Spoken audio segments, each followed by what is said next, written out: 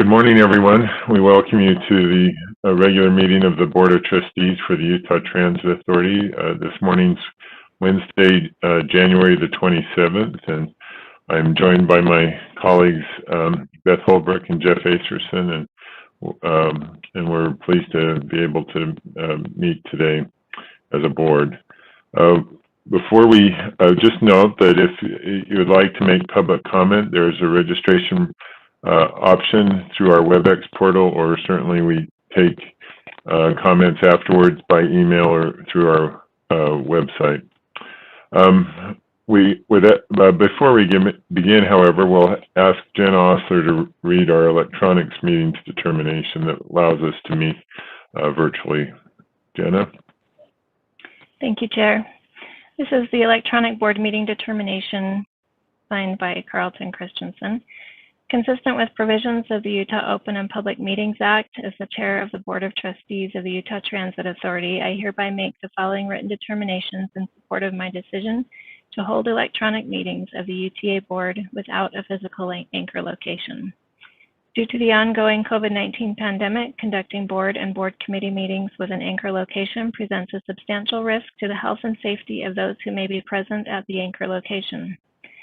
Federal, state, and local health authorities have adopted guidelines which encourage institutions and individuals to limit in-person interactions and recommend increased virtual interactions. This written determination takes effect on January 27, 2021, and is effective until midnight on February 26, 2021, and may be reissued by future written determinations as deemed appropriate. Dated this 22nd day of January, 2021, signed Carlton Christensen. Great. Thank you, Jenna. We'll next go to our Safety First Minute, and with that, we welcome Sheldon Shaw. Good morning, Sheldon. Good morning, Mr. Chair. Good morning, trustees. Appreciate the opportunity to give a safety message. Today, I picked stopping distance as our safety message. As vehicles get bigger and heavier, they take longer and more feet to stop. For instance, the car that you drive takes about 200 feet to stop at 55 miles an hour. The school bus at the same speed takes about 230 feet to stop. And as we continue to look at bigger vehicles, a semi takes about 300 feet to stop, and a trax train is about triple that of your car at 600 feet to stop at 55 miles an hour. And the Salt Lake Valley has a number of freight trains that traverse our valley each day, and a fully loaded freight train, unfortunately, takes about 5,280 feet to stop a freight train at 55 miles an hour. That's 18 football fields back to back to back to stop that train. And so if you decide to go around down to gate, you're really taking your life into your own hands. And so it behooves you to pay attention to the railroad gates and let the trains go ahead and traverse through before you decide to go. Thanks, Chair. Thank you, Sheldon. Good reminder. I think you've been talking to my wife and daughters about my driving behavior, so thank you. It's a good counsel there. We'll next go to public comment. Jana, do we have anybody here to make comment, to give comment? We do not have any public currently on the call with us, Chair. Thanks. Great. Thanks, Jana. With that, we'll move to, I believe, our consent agenda, which includes some minutes from the 8th, the 13th, and then minor correction to a previously approved contract. With that, I would entertain a motion on the consent agenda. Mr. Chair, I'll make a motion that we approve the consent agenda. I'll second that. I have a motion from Beth, seconded by Jeff. All in favor, say aye. Aye. Any opposed? That motion passes. Thank you. Next up is our legislative update, and with that, we'll welcome our Director for Governmental Affairs for the first of many presentations in the weeks to come, Shul Bishop. Good morning, Shul. Hey, how are you doing? Good, thanks. Just so you guys know, the government relations team is working virtually very hard. We've got tons of virtual meetings just like this one with this, the special districts, the league, or the UAC. But we're combing through hundreds of bills, responding to physical notes, just keeping us on top of things.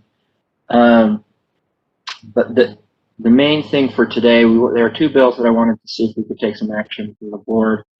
The first, we would like to take a position of support for SB 113, which is the Transportation Funding and Governance Amendments from Senator Harper. The big thing there for UTA is it helps resolve the service gap with trustees. So, for example, when Trustee Millington finished his service at the end of October, Trustee Acerson hadn't been confirmed yet and wasn't official until December, which left us with only 2 trustees. And we know that Carlton is invincible, but if something were to ever happen, we'd be left with 1 trustee. So, and Beth isn't invincible too. Yeah, I was going to say Beth's more invincible than me. But this will help so that the outgoing trustee can serve until that new one is appointed, which is going to be a big help from Senator Harper. So I wanted to give him a vote of support from the board on that one, on this bill, SB 113. SB 113, did you say? Yeah. Okay. I would entertain a motion that the UTA support SB 113. So moved, Chair. Second. I I think this will be a good bill. I'm excited to see this move forward for all of us. So, second. Great, thank you. And I should have given people an opportunity to make comments. So, with that, all in favor, say aye. Aye. Any opposed? Okay. So there's some others, I think. There's one more bill. We wanted to take a motion of opposition. It's SB 61, the outdoor advertising amendments on Senator Sandals' bill. The concern mainly with this bill is we have some property. It's a billboard bill. We have some property that currently has a billboard on it, but this would allow the billboard to be upgraded to electronic. That's the proper term. So that, and it would make our property really devalue a lot of what we have as far as potential housing things on TODs. So, UAC, I believe UAC, the league and special districts have also taken votes of opposition towards this bill and want to see if the board would also do that. Any discussion to that?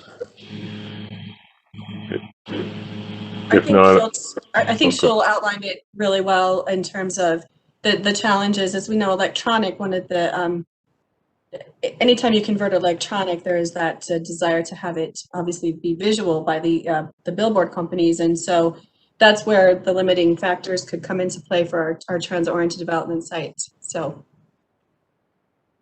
well, with that, I would entertain a motion to take an opposition position on the bill. Mr. Chair, I make a motion that we take a position of opposition on this bill, on Senate Bill 61. I like how that resonates, a position of opposition. That's good. I second that. I practiced it. I have a motion from Beth, seconded by Jeff, to oppose the bill. All in favor, say aye. Aye. Aye.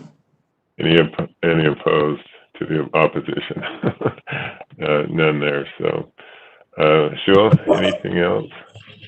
No, I mean, things are still fluid up at the Capitol.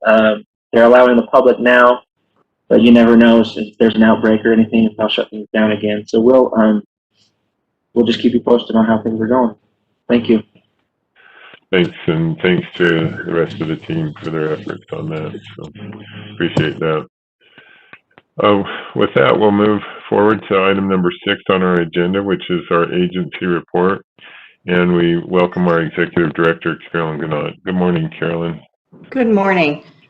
Just I have a couple items that are listed there on the agency report, and one thing I just want to make sure that we notify is that FTA did come out with the apportionments for the CRISA program, which is sort of the follow-on to the CARES Act for money for transit agencies, and UTA will be receiving $33,584,103 out of that. And that's in addition to the Did you say 32,000 or 32 million? I'm sorry. I do that, don't I? $33,584,103. Okay, perfect. So that is in addition to the 187 million that we had, a little over 187 million we had previously. So that would be going, and you'll start to see that in our financials reports. And we're still drawing down. We've drawn down about $96 million of the CARES Act funding to date. So that's the first piece of my report. I want to actually introduce Samantha Arenborough and Megan Waters to present this community art competition, student art competition that we're doing. And so I'm going to turn it over to Sam. Good morning, welcome. Hi, thank you for having us this morning. Megan and I have been working on our student art competition. The name of it is the My Beautiful Community Student Art Competition. And we wanted to talk a little bit about that today because it's starting officially on Monday, February 1st. So if we want to go to the next slide. So this competition has been in the works for a few months now.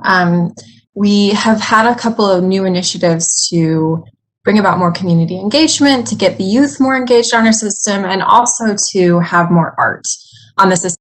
So this is kind of a combination of those three goals. This competition, our hope is that it will be annual. So the name of it, like I said, is My Beautiful Community Student Art Competition. And this year's theme is Meet Your Neighbor. So we're asking all students to submit artwork based on that theme. The idea is to kind of represent the diversity of our state and our students in that theme so that we can see that on our public transportation system. So this competition is open to all K through 12 students in the entire state. So we will hopefully have students applying from all four corners of Utah. And we've been working with agencies and with schools to get the information out. Like I said, we will start accepting submissions online and in person on February 1st, and we'll have those submissions open for 6 weeks. Throughout those 6 weeks, we're going to be advertising and talking about it a lot. We're going to be on a few TV programs and just doing a lot of social media and in-person advertising as well. And then what we'll do is we will be judging this artwork in 4 different age categories. Kindergarten through 2nd graders will be judged together, 3rd through 6th, 7th through 9th, and then 10th through 12th grade. And for each age category, we're going to have 3 winners. So we'll have 12 winners overall.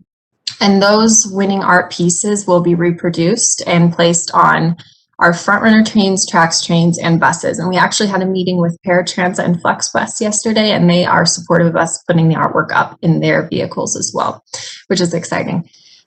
We're also going to be, we're working with community partners to exhibit the artwork in other. So for example, if a winner comes from Cedar City, we're going to be working with that city to make sure that that artwork is exhibited in a place where the students can actually see it. And we will be doing activities to promote the youth art on our system once the winners are selected. We have judging panels made up of UTA employees and community partners that will be helping us select the winners. And our website right now is rideuta.com/art. There's a lot of information there. If you want to go to the next slide, Jana. Thanks. Like I said, we've been working with a lot of really great external partners on this project. They've helped us a lot. Megan and I don't have a background in art, so we recruited some art experts throughout the community to kind of help us put this together, as well as some educational organizations. And something really exciting that we are really excited about is that we're going to be working with Park City Transit and St. George Transportation to be putting the artwork up on their buses as well. So this will really be a statewide competition, and we're collaborating with different transit agencies. And if you want to go to the next slide. We do have this video. We're not going to show it because the sound isn't working on WebEx, but I would encourage you to go watch it. It's just a really cute 15-second video that we worked with R&R partners to put together, which we can talk a little bit about. And then if you want to go to the next slide, Jana. I would love to answer any questions. Megan and I both can answer your questions about this competition. Samantha. Hi. Yeah, go ahead, Beth. Samantha, hi, I have a question. I absolutely love this. I am so excited. I think that this is such a great opportunity to really find some artists in our communities. I did have a question. Is the video that, I know we can't run it, but is it on the website link, the rideuta.com/art? Perfect. Yes, it is. That was my one question, and I'm thrilled. What a great opportunity. So nice work. Thank you so much. And I'll add, we have another video that we put together. Carolyn helped us with it. She appears in it. She was great. We had 6 employees throughout the agency kind of get together and talk about the video over Zoom. And that video, or sorry, talk about the competition over Zoom. And that video is also on our website. So it's worth checking out. So I do have a question if I could ask it, yes. Sam. These students that participate, obviously there'll be winners, or the ones that are at least recognized as art that's been chosen through the art community.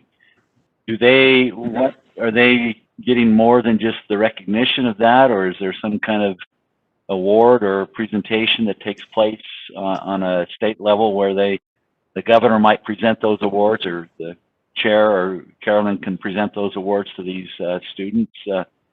What level of recognition are we going to be able to accomplish here? I think that's a great question. First of all, I should have said this. We do have prizes. So we're going to be giving $50 gift cards to each winner, just Visa gift cards. And then that is something that we want to figure out in the next few months, is what kind of presentation we can do. It depends on where the students are from. So what we've been thinking is doing a virtual presentation, because we could have students from, like I said, all over the state that could potentially win this competition. But we would love for I think it's a great idea to have the governor involved to kind of make this a good recognition, make it so that they feel very honored. And that's kind of what we want this to be. So that's a great suggestion. I was going to say, and I think whether the governor or lieutenant governor, I think one of them would certainly lend their help our way, I think. Yeah. It might even be appropriate, and I don't know to what degree or how many contestants you'd have, but somehow tying some participation in with the summer pass thing that we have for youth, just to engage them and have them think about transit and hopefully see their pictures on the system, and to what level you go there. I mean, we obviously have to think about that, but I'd love for some way to connect them so that they could get on our system and hopefully find their picture or have a way to see it real time. So absolutely.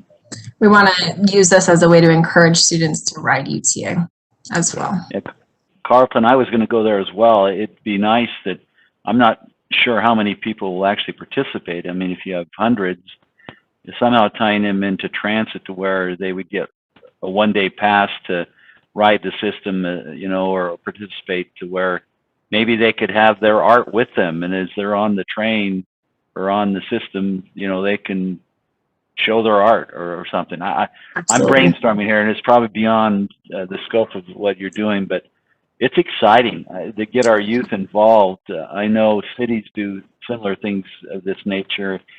And just the excitement of these young people getting engaged in the community and participating in a level that they at a very early age can contribute to the overall good of what's going on. I just am so supportive of this effort. Thank you for all you're doing. Thank you so much. I appreciate that. We're really excited. And we're hoping that this is a very diverse and inclusive competition as well. We've had all of our materials translated into 10 different languages. We've done outreach to Spanish-speaking communities, refugee communities. So we're really hoping that the diversity, like I said, of the population here is reflected in this artwork. So. Well, keep us Thanks, posted. Ben. Let us know how we can help. Oh, sorry, Beth. Go ahead. No, you're fine. I was just going to say, could you remind me of the dates again and remind everyone? And Yes. and then are you going to do like a last minute communication push just prior to the entrance of this time? Yeah, so we are starting February 1st to accept submissions on our site, and we will be open through March 16th. That's a 6-week period, and we'll be doing promotion. We're hitting it really hard this week, and then we'll be doing it throughout the competition as well, so that students are aware. So if there are any more questions, thank you so much for this opportunity to talk to you guys about this. We're really excited, and we will definitely keep you updated. Great. Thank you. Thank you. Carolyn?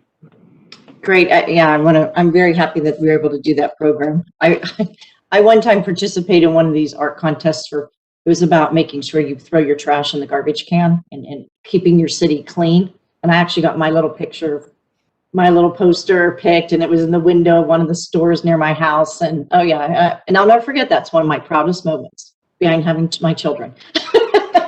Well, now we got to see. We hope you still have a copy of it. I don't know. That was before digital cameras and stuff like that. So it was still one of those, revolving bulbs on the top of it.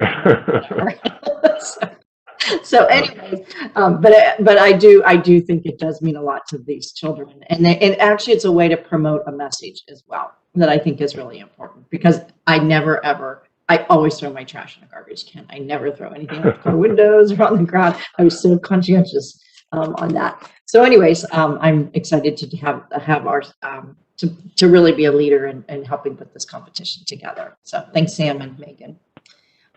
Next, I want to talk a little bit about the research grant that we just have been awarded from FTA on a COVID-19 research demonstration grant. This is a very competitive program. They had $10 million to distribute to a number of agencies. They picked 37 projects across the country.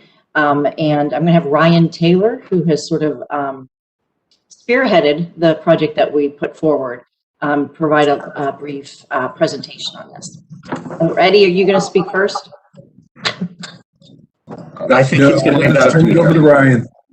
Ryan, Okay. go ahead. Great. Thanks, Carolyn. Thank you, board. It may be helpful to talk a little bit about the project that this grant was awarded to give you some background on that. We're really excited about this win. It's huge for the people that we serve. If you could go to the next slide. This grant is to fund another phase of our e-voucher project development. So just a refresher on what e-voucher is. E-voucher stands for electronic voucher, and that is to really take an old-fashioned checkbook, paper type payment system and bring it into the 21st century. There are voucher programs like this used across the country. They've been used for decades, and typically they're used by human service agencies to pay for trips for their clients. They could pay for taxi trips, and primarily in our area, they're used to pay volunteer drivers. We have a program where we have partnered with Davis County Aging and Weber County Aging and a nonprofit called Roads to Independence to serve individuals where the UTA service area doesn't serve them. And also their own transportation is difficult to serve some of these individuals. So if you think about places like Mountain Green or West Syracuse, or places where our buses don't go and they're a little bit further out, these vouchers are paid for by funding through a human service agency. They give a certain amount of money to a client to say you can go get a volunteer driver who will get a modest reimbursement to provide that trip to you. Typically, these are trips to the doctor or the pharmacy, really life important trips. And currently, we use a paper-based system. Those paper-based systems, they're really slow. It takes weeks to process and to get the drivers reimbursed. It's difficult to verify the trips. You have a signature and they say, yes, we went here on this date. And there is a potential for waste, fraud, and abuse. And as I said, these are common throughout the country. And the issue that we had is that there was no commercial product out there that really filled this need. And we also identified through a proof of concept that it can be used in our areas in the core of Utah, but also in rural areas where we partnered with the different AOGs throughout the state to do a proof of concept and to can vouchers work for you to increase the transportation for seniors and with people with disabilities. And it was a great success. And so e-voucher kind of eliminates that old paper voucher system. Could you go to the next slide? We are currently in phase 1 of this, which was paid for by a grant that we received back in 2019. We received just over $700,000 to develop phase 1 of the e-voucher system. And then just this month, we received just over an additional $500,000 to develop phase 2 of the system and get it out on the street. Next slide.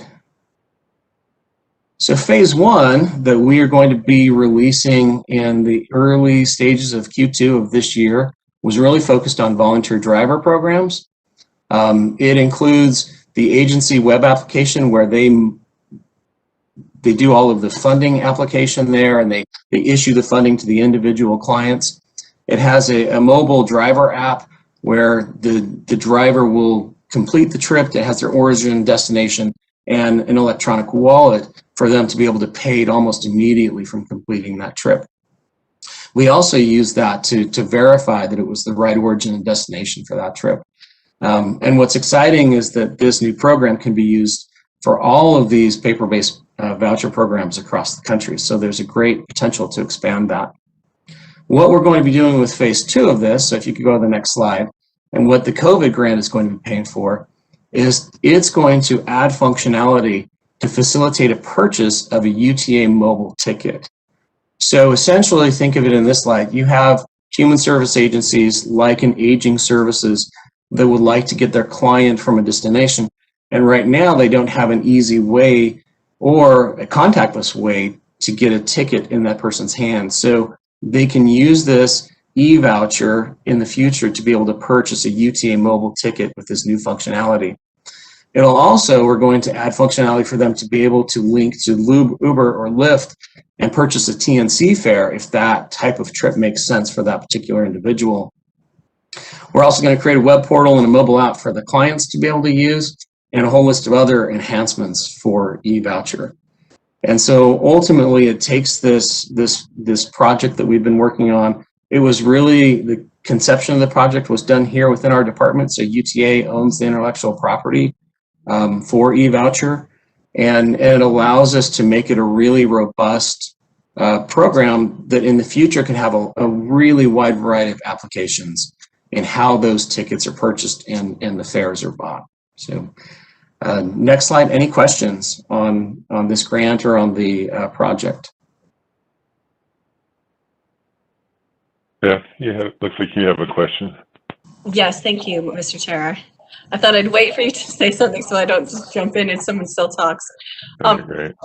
Ryan, thank you. This is so fascinating. I am curious as to how you develop and get, you talked on your first slide, I think it was, where you talked about getting the volunteer drivers. How do you do that? How is that application done? How do you get people to get engaged in this? Yeah, so, okay, question. Those are done through our partnerships with the other human service agencies. So, for instance, our partnership with Davis and Weber County Aging, they will go and qualify the individuals who will get a certain amount of funding through their voucher. And then that client will go out and find their own volunteer driver. And so they can go out and find a neighbor or a friend that could complete that trip. And then that person gets a really modest mileage reimbursement. Mm-hmm. Another way that's done, we don't have a partnership with this quite yet. Salt Lake County Aging, they have their own pool of drivers that have been vetted. They have background checks and done on them. And so it can also support a pool of drivers that an agency has already vetted that someone could choose from. So it can handle, in this phase 1, both of those circumstances. Wow, that's great. Thank you. Ryan, I'm astounded with the number of sort of apps out there for transportation related stuff that this segment of the market has been so untouched, and which obviously led to our self-developing it. But I think it's fascinating, and will really, and I remember being assigned to a committee on transportation mobility like, I don't know, 10 or 12 years ago, and it seemed like a discussion to nowhere, and this really has solved that problem. I think it's been a long time in coming, so kudos to you and the other members of the team to get here. What happens, as this thing evolves and your rollout happens in Q2, what kind of outcome do you see as far as other agencies outside of the UTA world participating in it? Do they just direct negotiate with you? That's a good question. We have one agency in Florida that we partnered up with on our original grant, and they're going to be using it to test healthcare outcomes so that they can track what increased transportation will do. And so for those populations that are really on the edge, they may not have a lot of finances to help them. They want to increase their healthcare outcomes. So they'll be using it in Florida as part of the demonstration project and look to in the future. Since, we worked with our legal staff on that, and UTA owns all of the intellectual property, the idea is that we don't really want to get in the business of having to host it or manage it like a software company would. We're not really in that business. And so we would look to potentially licensing that to a company that could do that for us. That makes sense. Other questions for Ryan? That just gave me another question as well about the licensing and whatnot. I think that's an excellent solution to kind of carving out that niche and working on it to make it beneficial for us, but still allowing it opportunities elsewhere. The integration of it is fascinating, especially when you're talking about all of the, the app-based programs that are currently out there. Is there, so I'm assuming that you've talked to agencies within our service area, but is there anyone else within the state, like the state aging? I probably just don't know the titles exactly, but I'm just curious if you've done anything else like that at this stage. So we have. We did a proof of concept 2 summers ago with all of the rural associations of governments who typically run a lot of their social programs in the rural areas of the state. They're really excited about the potential of this. The issue is that they don't have really any funding to create a voucher program outside of Bear River. So up in Logan, we've had a close relationship with them. They're going to be one of our beta testers for it because they do have some money that they have towards their own paper voucher program. So they will be using it up in the greater Logan area through Bear River. And the rest of the state would like to. It's just operational funding for it. The other thing that we did is on the development, we went out and formed a national advisory committee. So we pulled in experts from around the country on voucher programs. And, they've signed non-disclosure agreements as they've been participating in this. And they've been giving us a perspective from all these other agencies from around the country. And it's been very beneficial in the development of the program.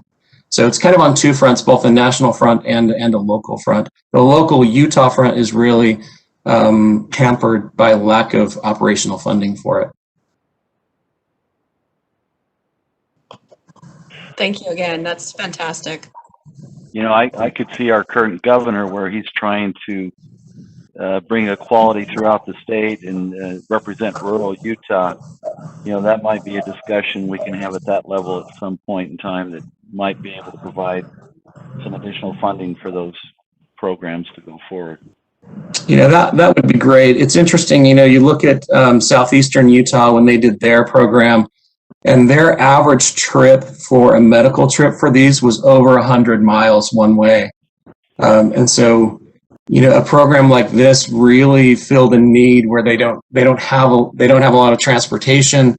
They don't have a lot of transportation providers. And so it was really vital, and it proved out to work very well for the folks down in southeastern Utah. So that help would be really appreciated. Yeah, I come from that area, so I'm keenly aware of that distance. Thank you. All right. Any other questions for Ryan? Well, Ryan, I don't think we formally congratulated you on your new position, but congratulations there as well. So Thank you. Thank you very much. Excited to do it. All right. Carolyn, anything else? Yeah, that completes my report. Great. Wonderful report and some exciting things taking place this year, so thank you. With that, we'll go to our investment report on the fourth quarter of 2020 and welcome Bill Green and Emily Diaz. Good morning, Chair Acerson, trustees. Emily will be giving the report this morning. Good morning, Chair. Good morning, trustees. I'm going to be sharing the fourth quarter investment report. If I could get the next slide.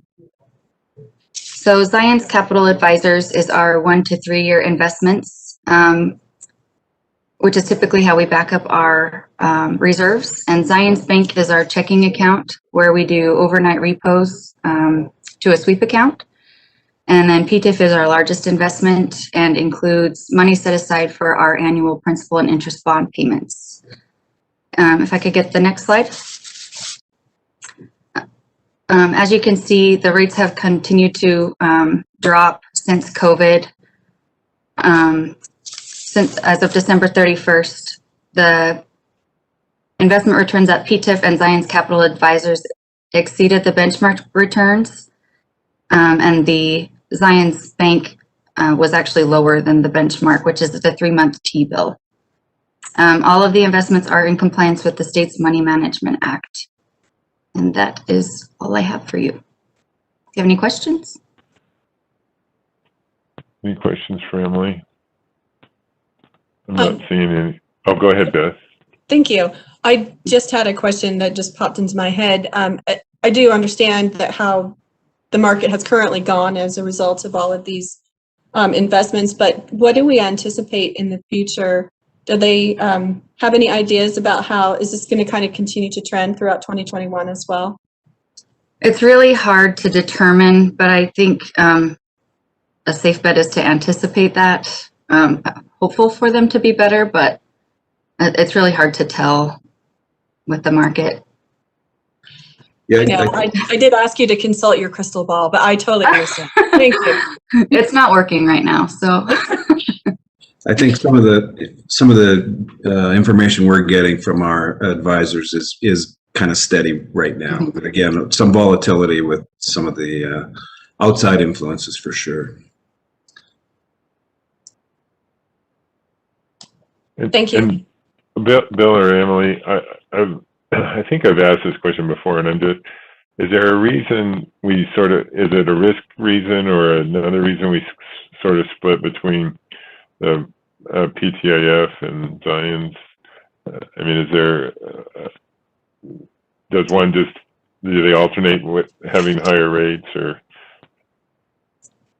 So to my understanding and my knowledge, a portion of the Zions investments cannot exceed a percentage of our bond funds, if I'm not mistaken. Yeah. I can do a little more research and get back to you with a better answer for that. Sure. If you could go back one slide, please. I see. This is so the PTIF, as Emily said, includes all of our some of the bond proceeds that we still have not expended on projects and so forth, and then also a lot of the escrow funds. And then, as Emily said, the Zions Capital Capital Advisors amount at the top is limited to a percentage of that. You can see that it's about, what is that, about 10%. So we are limited to that percentage. I see. Okay. That's helpful. Thank you. Any other questions on the financial report? Okay. Thank you, Bill. Thanks, Emily, for your time there. Thank you. Let's see. I think I flipped one page over too quickly here. Next item is a resolution, and the first item up is a resolution establishing the authority support of the Utah Compact on Racial Equity, Diversion, and Inclusion.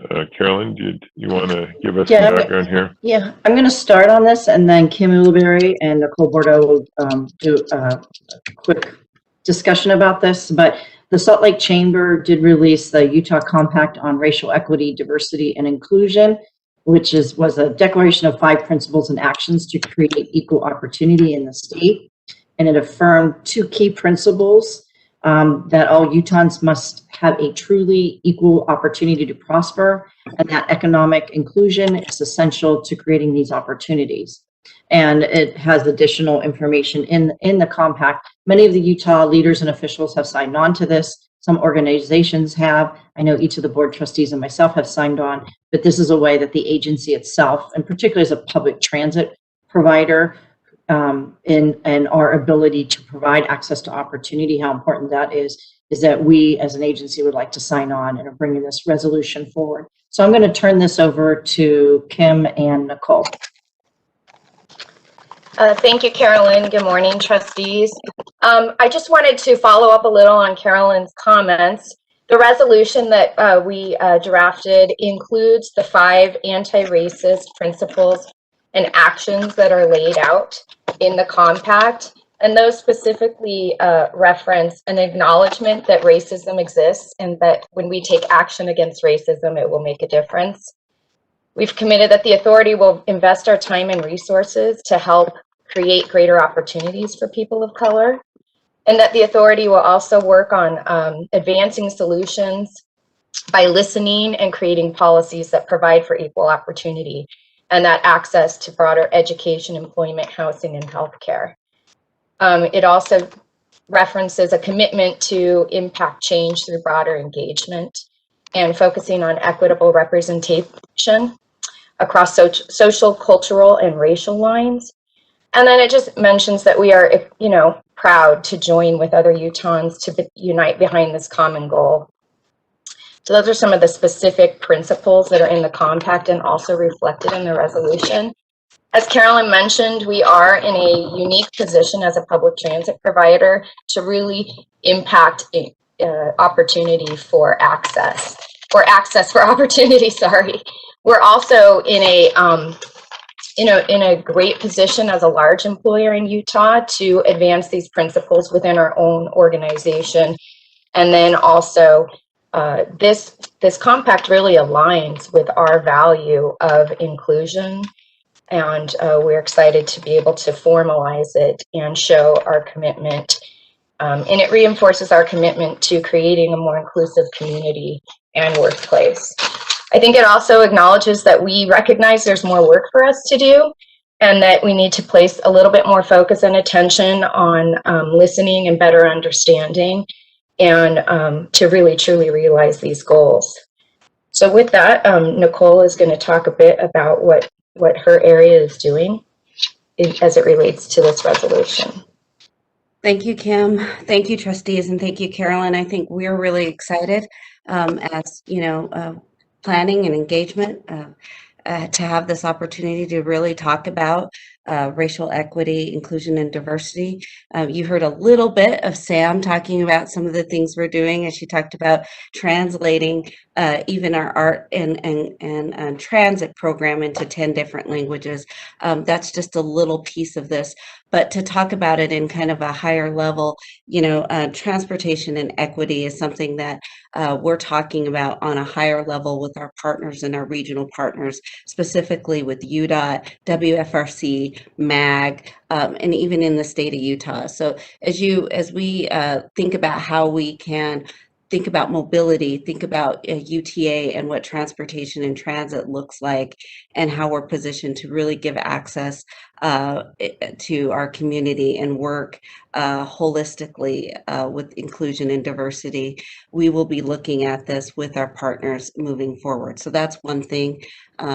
We have a team with those partners to look at that. Also in the engagement and inclusion piece, we talked about this as how do we evaluate making sure that everyone has a voice at the table here at UTA, and how do we look at the demographics and see that we are kind of aligning that as well as engaging the people that represent who we serve. So you'll see as we work through the year that we're making sure that we're listening, that we are giving opportunity, and that we're looking at ways to engage people out there in the community. So those are kind of the initiatives that we'll be looking at and ways to do that. And I think you saw, Sam, in translation, how we're engaging and some of those other efforts. And we're doing that with partners out in the community. We're also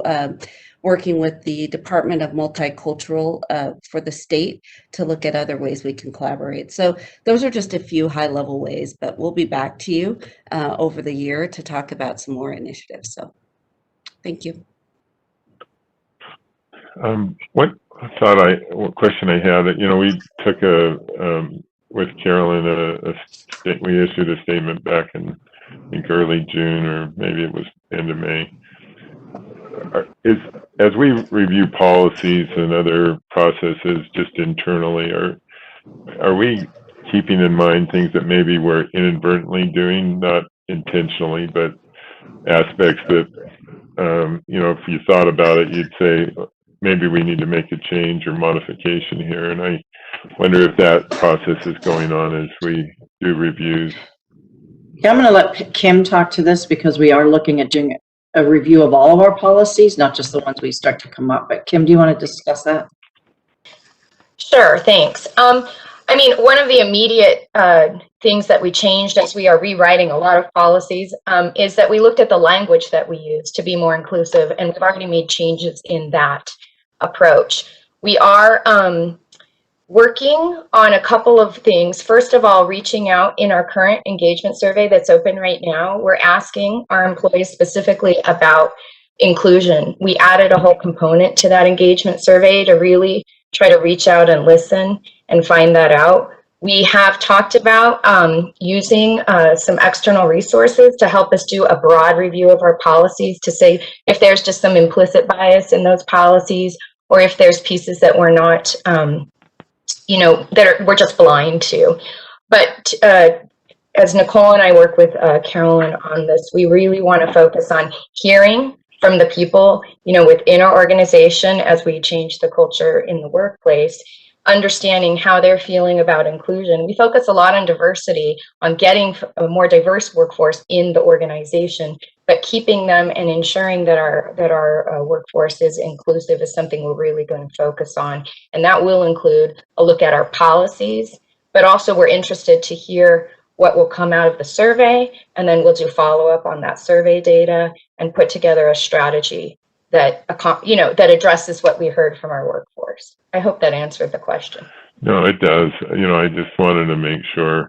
I think we have an outward effort, as we look with our stakeholders and partners, and then I just think you always have to take an honest look inside and say, is it, are there ways we can improve that scenario so that it is, and I think we all do it. I've been reflecting a lot on my own mind and history and thinking back, and you wish you could have some do-overs, but nothing blatantly, I might add, but minor things that you would think again if you did. So anyway, thank you. Jeff, looks like you might have a question. Yeah, I applaud the efforts that the organization is moving forward with, and I think the challenge is always striking the appropriate balance, because you don't want to give the impression that you're swinging the pendulum so far to a certain degree that it looks like we're just trying to be overly sensitive. We want to do what's right for everyone, and I trust that we're doing that, because we're all human beings. We all deserve respect, and what we can do in our standard operating procedures, have the employees weigh in on that is very helpful, because it's personal to them. They live their lives every single day, and so there's a sensitivity to equality and what should be, and I just applaud the efforts to make sure they have a voice, so as we move forward and any changes or adjustments that we make, that they're representative of what's really going on out there. So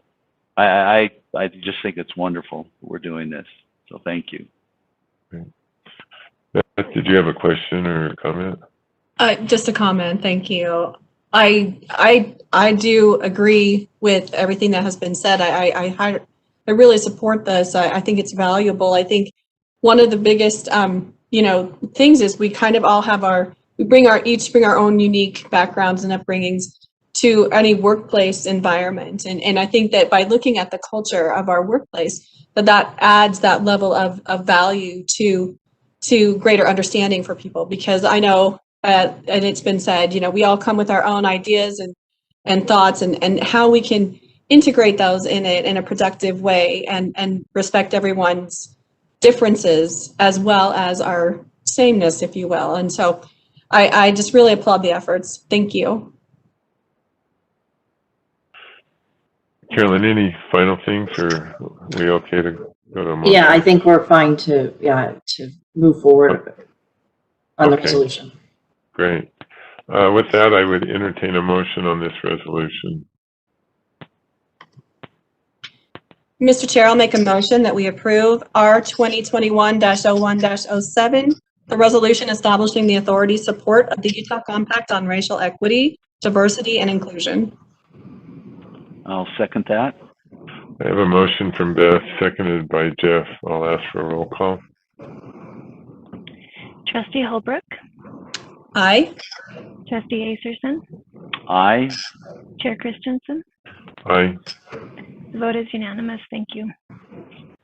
Great. Thank you, Carolyn, and as well as Kim and Nicole. That moves us to item number 9 on our agenda for contracts, disbursements, and grants. And the first item up is an on-call infrastructure maintenance contract with Stacy and Whitbeck. And with that, we welcome Eddie Cummings and Dave Hancock. Good morning. Dave Hancock will be presenting this contract this morning. Okay, good morning, and thank you, Eddie, and thank you, trustees. We are asking the board to approve and authorize the executive director to execute a contract with Stacy and Whitbeck for an on-call transit infrastructure maintenance and repair service. This contract is a 3-year contract with 2 additional 1-year options at UTA's preference. This is a task order-based contract, and each maintenance and repair task will be separately negotiated with the contractor. We anticipate spending approximately $5 million per year, with funding coming from the SGR and the capital 5-year budget.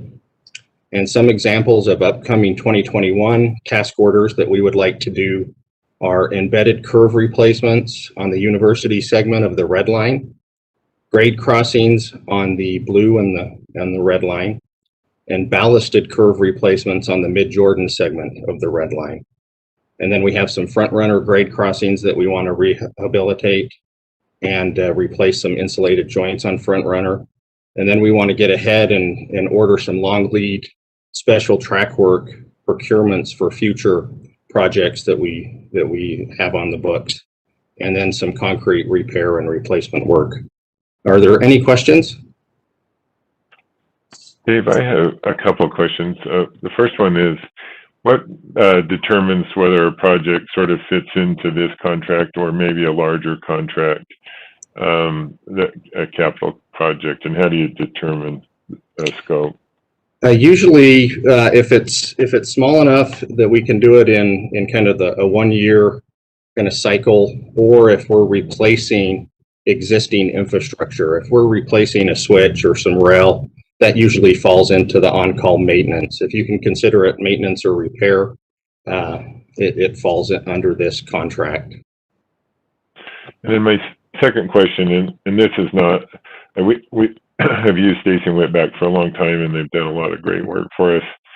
But just mostly for the record, did you feel like you had a competitive field for this contract, or did people just sort of pass on it just because of the long history here?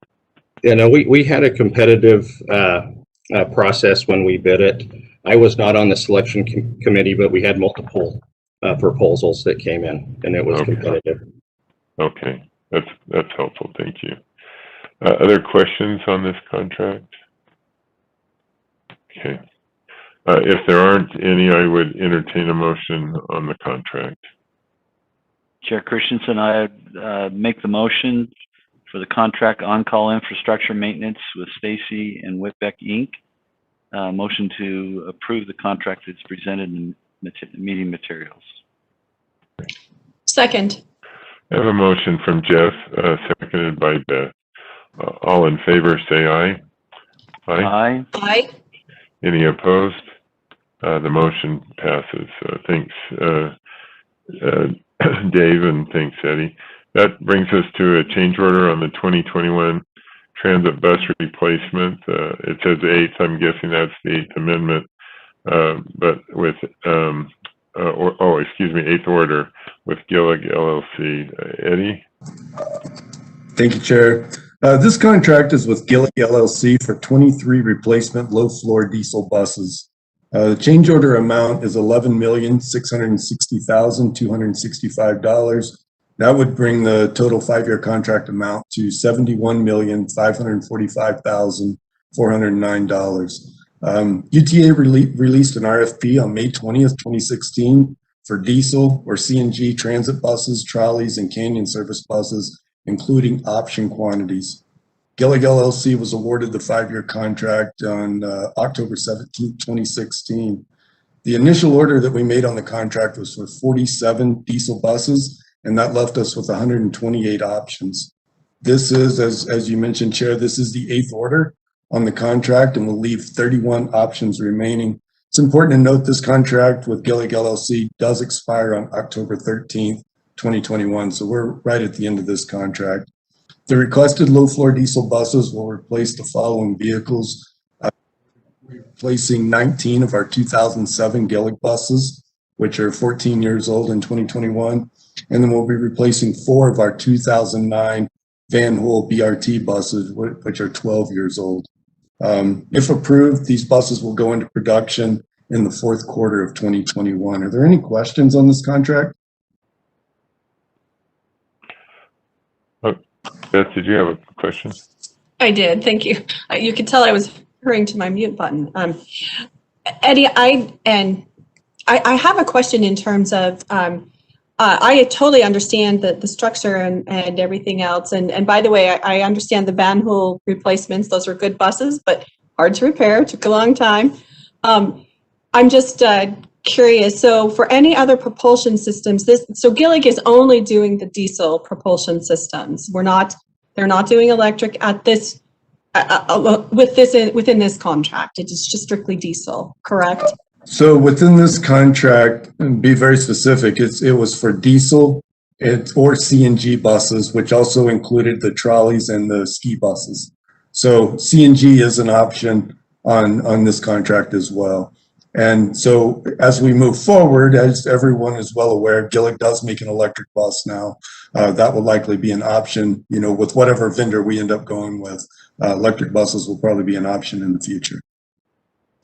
So do we replace our CNG with CNG? Do we expand? I know that's kind of a bigger question, but I'm just wondering if we're just replacing like for like in terms of propulsion at this point? So 2 things there. So one, the newest or the oldest CNG buses that we have is a 2013, and so we're nowhere close to replacing those at this point.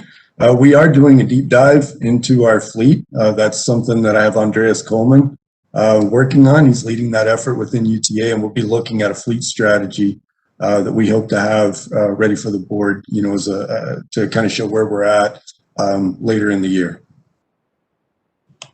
Thank you. I appreciate that. You bet. Other questions on this particular item? I think Beth asked my question, so thank you, Beth. With that, if there are none, I would entertain a motion on this change order. Mr. Chair, I'll make a motion that we approve the change order request for the 2021 transit bus replacement, the 8th order with Gillig LLC. I'll second that motion. I have a motion from Beth, seconded by Jeff. All in favor, say aye. Aye. Aye. Any opposed? That motion passes. Thanks, Eddie and Kyla, and I think you're still on for the next item, which is a change order on the S70 light rail vehicle wraps with turbo images. Thank you, Chair. This change order is to the existing contract with Turbo Images. Change order amount is $370,000, which would bring the total contract amount to $1,589,892. Just a little background on this contract. UTA entered into a contract with Turbo Images on October 19th, 2020 to remove the existing vinyl wrap, reduce and install the new wrap on 74 of our S70 light rail vehicles. Due to the COVID-19 pandemic, we did not allow vendors on site to evaluate the fleet prior to estimating the wrap removal time. During the removal process of the first two vehicles, Turbo Image reported removal of the wrap took over twice as long as originally estimated and requested that UTA increase the amount to remove the wraps from $5,000 to $10,000. Our UTA project manager monitored the actual wrap removal process on 6 vehicles and agreed with the contractor's assessment. The actual time to remove the vinyl wrap took approximately 125 hours, which is more than double the quoted number of hours. Based on this information, UTA staff recommends increasing the amount associated with wrap removal by $5,000 per vehicle. As previously stated, the total cost of this increase is $370,000, bringing the total value of the contract to $1,589,892. Any questions on this contract? Yeah, Eddie, I did have a couple questions. One of which is, so in the original RFP, was it our estimate on removal time that they based their bid off of? Kyle, do you want to speak to that? Sure. So we actually removed a couple of wraps previously when we converted a traditional S70 to a streetcar, and those were and that time frame was provided by us.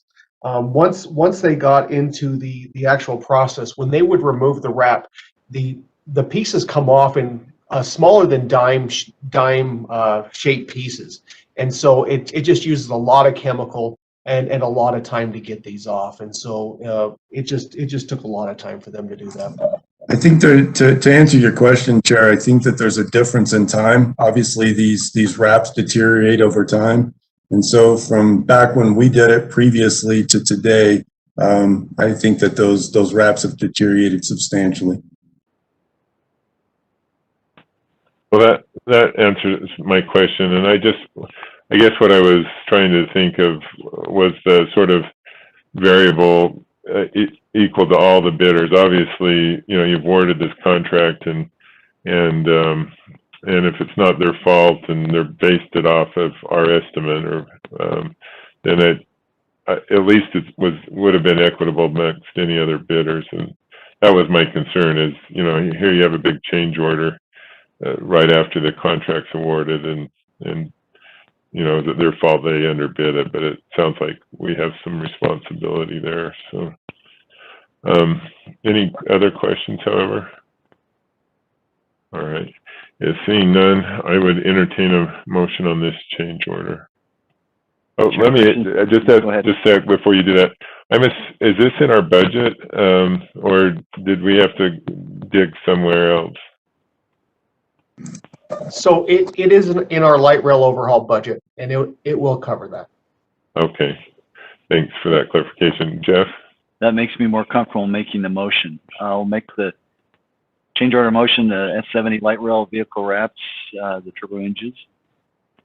Second. I have a motion by Jeff, seconded by Beth on the change order. All in favor, say aye. Aye. Aye.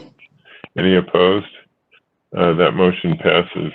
Thanks, Eddie. Thanks, Kyle, for your time. Thank you. That moves us to item D, which is a revenue contract for pass-through funds agreement for environmental analysis on the Point of the Mountain State Land Authority and the Utah Department of Transportation. With that, we'll welcome Mary Dillaretto. Good morning, Mary. Good morning, Chair and trustees. So in 2020, the state legislature appropriated $750,000 to go towards completion of an environmental analysis for the Point of the Mountain Transit Study. The funds were appropriated from the Transit Transportation Investment Fund, the TTIF fund, and they're coming to us through the Point of the Mountain State Land Authority and the Utah Department of Transportation. So in order to transfer those funds, it requires execution of agreement between our three agencies. So this revenue contract is for the transfer of the $750,000 from the Point of the Mountain State Land Authority to the Utah Department of Transportation and then to UTA to begin the environmental study. Any questions on that? No, although I'm excited to see it work its way through. I know we had some questions about accessing it and aligning that. Other questions, though? Seeing none, I would. I just wanted to say the same thing. So I'm excited to see it move forward. I know there's discussion on how this is going to go, and I know that all the players, especially Mayor Walker, are very excited. So. And Mary, you may have said this, but I think we anticipated this in our 21 budget, right? Yes, we estimate the cost for the entire study will be about $4 million. And we have applied for a grant through the Western Front Regional Council for $3 million, and then we have appropriated some local funds as well. So yes, it is in our 5-year capital budget and in our 2021 budget to start the work. Okay, I thought so. With that, I would entertain a motion on this revenue contract. Mr. Chair, I'll make a motion that we approve the revenue contract, the pass-through funds agreement for environmental analysis at the Point of the Mountain State Land Authority and UDOT as approved. Sorry, got myself distracted there. Let's see, Jeff, you're on mute. I'm sure they're going to tell me they want. Can you read my lips? No. I need to. I second that motion. Thank you. I have a motion from Beth, seconded by Jeff. All in favor, say aye. Aye. Aye. Any opposed? That motion passes. Thanks, Mary. With that, just note on our next meeting will be on February the 10th at 9:00 a.m. We have a closed session, which is a strategy session to discuss pending or reasonably imminent litigation. We'll take before I ask for a vote, we'll take a short break and maybe reconvene about 10:15 or so for that closed session on a different platform. So with that, I would entertain a motion to go into closed session. So moved, Chair. Second. I have a motion from Jeff, seconded by Beth to go into our closed session. All in favor, say aye. Aye. Aye. Any opposed? That motion passes. So we'll see everybody again at 10:15 for the closed session.